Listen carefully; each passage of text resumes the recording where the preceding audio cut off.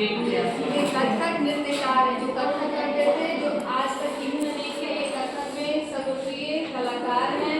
इनका जन्म 4 फरवरी 1938 को बसंत पंचमी के एक दिन पहले जफरी अस्पताल में हुआ था। लखनऊ जो जगह है वहाँ के जफरी अस्पताल में इनका जन्म हुआ था। उस अस्पताल में सभी गर्भवती जो महिलाएं थी, उन सभी गर्भवती महिलाओं में सभी की बेटी हुई थी। उन सभी में सिर्फ और सिर्फ एक लेडी थी जो अम्मा जी, इनके बेटा हुआ था, जिनका नाम है बिरजू महाराज। जब इनका जन्म हुआ था तो सभी के चेहरे खुशी से खिल उठे थे, क्योंकि चलो एटलीस्ट किसी का तो बेटा हुआ। क्योंकि आज के दौर में भी बेटी अगर जो किसी के घर पैदा होती है तो सबके चेहरे लटक जाते हैं। वहीं अगर बेटा का जन्म हो तो सबके चेहरे खुशी से खिल उठते हैं, चलो ये मेरे को ये वंश आगे बढ़ाएगा, XYZ, ये बेटा है ना। बेटा कैसा भी तो कहते हैं दूध का लड्डू। तुम अपने बड़े बुजुर्गों की दादी से जरूर सुने होंगे, सूरत सीरत कैसा भी हो, लेकिन क्या कहते बेटा है बेटा।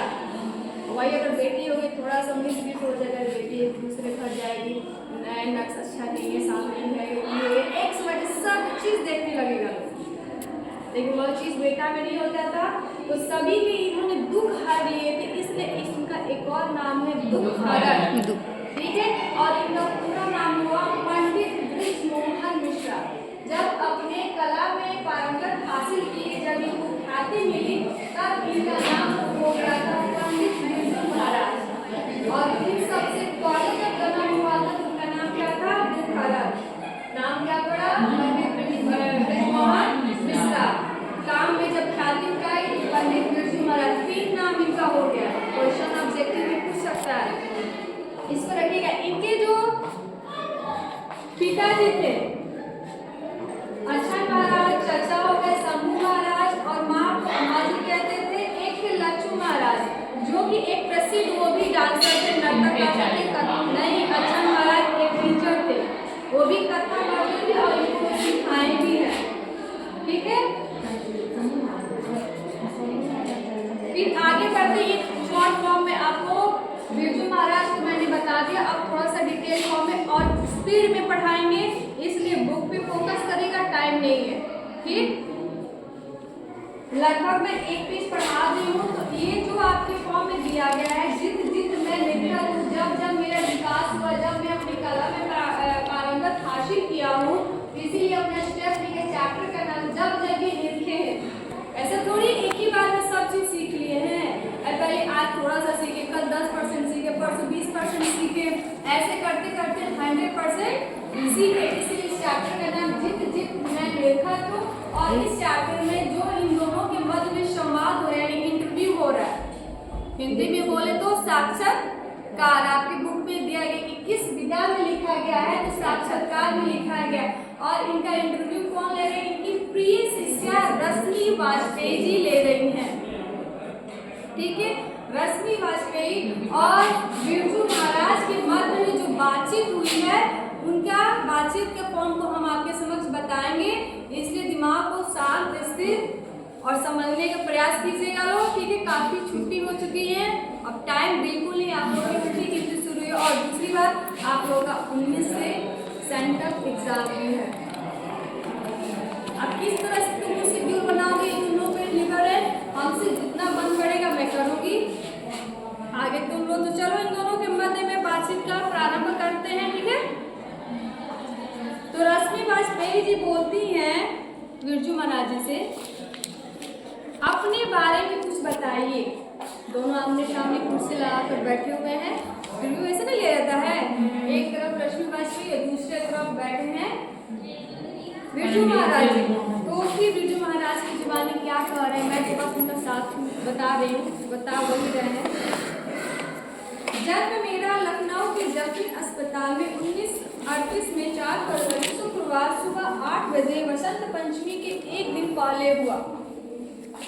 घर में आखिरी संतान है, इनके बाद कोई संतान नहीं थी। इनके पहले 3 बहनें थी, 3 बहनों के बाद वैसे भी जो बच्चा होता है उसको तेतर कहते हैं। लड़का हो या लड़की उसको तेतर कहते हैं, जानते हो। तो ऐसे ही 3 बहनों के बाद ये इनको तेतर भी घरेलू कहा जाता था बिरजू महाराज को। 3 बहनों के बाद सबसे छोटी बहन मुझसे 8-9 साल बड़ी है। सबका आपको जन्म निकालना है। 3 बहनों के बाद एक बहन, 3 बहनों के बाद सबसे 3 बहनों है, 3 बहनों के बाद इनका जन्म हुआ, ठीक है। इन 3 बहनों में जो सबसे छोटी बहन है वो मुझसे 9 साल बड़ी है। यानी कि तुम समझ सकते हो 4 फरवरी 1938 को बिरजू महाराज जी का जन्म है। तो 38 यानी कि 9 साल बड़ी है, तो 9 साल तुम घटा दो, तो सबसे छोटी बहन का उम्र निकल जाएगा, एग्जैक्ट निकलेगा ना 1939। फिर अम्मा तब 28 की रही होंगी, यानी कि जब इनका जन्म हुआ यानी 28 की रही। पहले की बात 3 बहनों के बाद सबसे छोटी बहनों के बाद सबसे छोटी बहन मुझसे 8-9 साल बड़ी है। अम्मा तब 28 के लगभग रही होंगी। बहनों का जन्म रामपुर में, क्योंकि बाबूजी यहाँ 22 साल रहे थे। मतलब कि अब कोई भी ठौर ठिकाना नहीं था उस टाइम। राजा महाराजा का चाल चलन का दौर था, तो कभी इस दरबार में कभी उस दरबार में तो रहते। तो इन सभी दरबारों में सबसे ज़्यादा किन्हीं दरबार में रहे थे, तो रामपुर के दरबार में, जो कि 22 साल गुजारे थे, ठीक है। और वहीं पे तीनों बहनों का लगभग जन्म भी हुआ।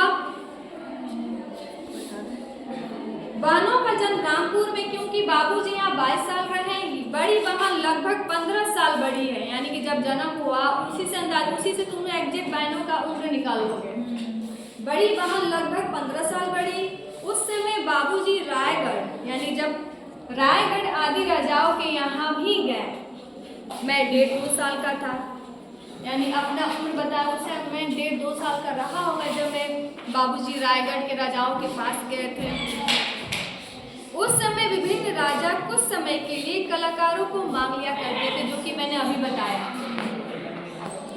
पटियाला भी गए थे पहले। रायगढ़ 2-2.5 साल रहे होंगे। रामपुर लौट आए, फिर रामपुर लौट आए, यानी कि जन्म स्थल उनका वहीं है, रामपुर ही है। कहीं भी जाते थे लेकिन